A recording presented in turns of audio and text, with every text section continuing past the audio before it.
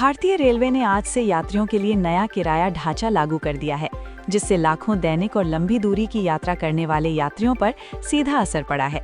Railway के अनुसार mail, express और सुपरफास्ट ट्रेनों के किराए में आंशिक बढ़ोतरी की गई है, ताकि बढ़ती ईंधन लागत, रखरखाव खर्च और आधारभूत संरचना के विकास को संतुलित किया जा सके।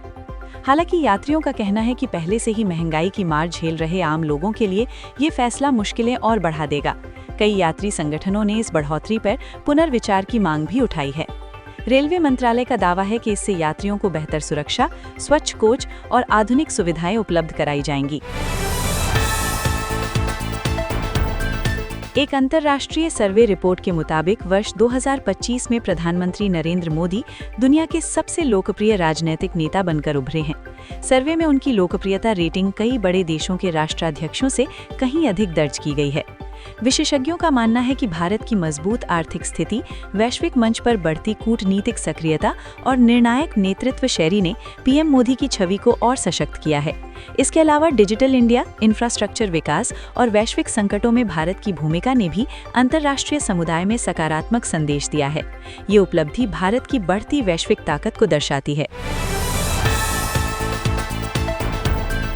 आज देश और दुनिया की खबरों में राजनीति, अर्थव्यवस्था, मौसम और खेल से जुड़ी कई अहम घटनाएं सामने आईं।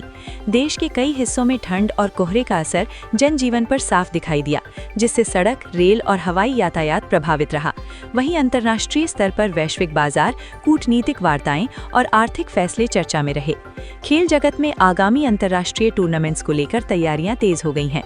कुल मिलाकर आज का दिन राष्ट्रीय और वैश्विक घटनाओं से भरपूर रहा, जिसने आम जनता से लेकर नीति निर्माताओं तक का ध्यान खींचा।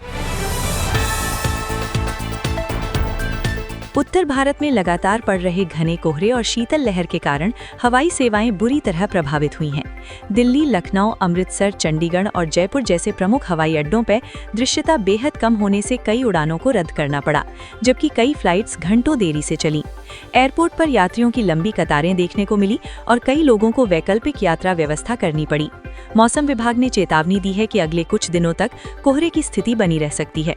ऐसे में यात्रियों को यात्रा से पहले फ्लाइट स्टेटस जांचने की सलाह दी गई है। वैश्विक हीरा व्यापार को नियंत्रित करने वाली किम्बर्ली प्रक्रिया की अध्यक्षता भारत को मिलना एक बड़ी कूटनीतिक और आर्थिक उपलब्धि मानी जा रही है। ये प्रक्रिया अवैध और संघर्ष से जुड़े हीरों के व्यापार को रोकने के लिए बनाई गई है। भारत दुनिया के सबसे बड़े हीरा कटिंग और पॉलिशिंग केंद्रों में से एक है। ऐसे में जिम्मेदारी से भारत की अंतर्राष्ट्रीय साख और मजबूत होगी। विशेषज्ञों का कहना है कि इससे भारत के जेम्स एंड ज्वेलरी सेक्टर को नई ऊंचाइयां मिलेंगी और रोजगार के अवसर भी बढ़ेंगे। विश्व व्यापार संगठन WTO की बैठक में भारत ने विकासशील देशों के लिए तकनीकी हस्तांतरण को सरल और सुलभ बनाने की जोरदार मांग रखी। भारत का कहना है कि उन्नत तकनीक तक समान पहुंच के बिना वैश्विक व्यापार में संतुलन संभव नहीं है। खासकर हरित ऊर्जा, डिजिटल टेक्नोलॉजी और औद्योगिक उत्पादन के क्षेत्र में तकनीक साझा करना जरूरी है। भारत ने ये भी कहा कि विकसित देशों को इस दिशा में अधिक जिम्मेदारी निभानी चाहिए, ताकि वैश्विक आर्थिक असमानता को कम किया जा सके। झारखंड के जामताड़ा जिले में ज्वेलरी दुकान में डकैती और एक व्यवसायी को गोली मारने की घटना के बाद पूरे इलाके में तनाव फैल गया। घटना के विरोध में व्यापारियों और स्थानीय लोगों ने बाजार बंद कर सड़कों पर प्रदर्शन किया। लोगों का आरोप है कि इलाके में अपराध लगातार बढ़ रहा है और प्रशासन ठोस कार्यवाही नहीं कर पा रहा। पुलिस ने मौके पर पहुंचकर सुरक्षा व्यवस्था कड़ी की और अपराधियों की तलाश के लिए विशेष टीम गठित की है। घटना ने राज्य की कानून व्यवस्था पर एक बार फिर सवाल खड़े कर दिए हैं। महाराष्ट्र की राजनीति में एक बार फिर बड़ा राजनीतिक घटनाक्रम देखने को मिल सकता है। पुणे में शरद पवार और अजित पवार गुट के वरिष्ठ नेताओं के बीच होने वाली बैठक ने सियासी हलकों में हलचल तेज कर दी है। माना जा रहा है कि राष्ट्रवादी कांग्रेस पार्टी के दोनों गुट आपसी मतभेद भुलाकर फिर एकजुट हो सकते हैं। यदि ऐसा होता है तो राज्य की सत्ता समीकरणों में बड़ा बदलाव देखने को मिलेगा और इसका असर आने वाले चुनावों पर भी पड़ सकता है।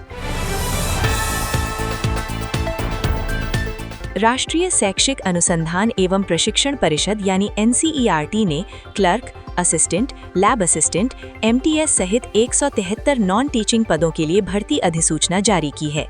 योग्यता 10वीं पास से ग्रेजुएशन तक है, जबकि आयु सीमा 18 से 42 वर्ष रखी गई है।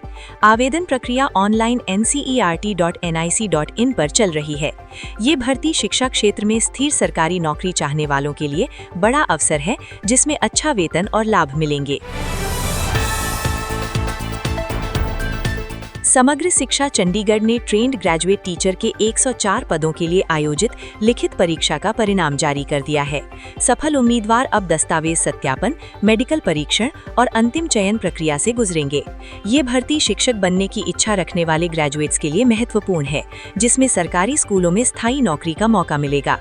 रिजल्ट आधिकारिक वेबसाइट पर उपलब्ध है।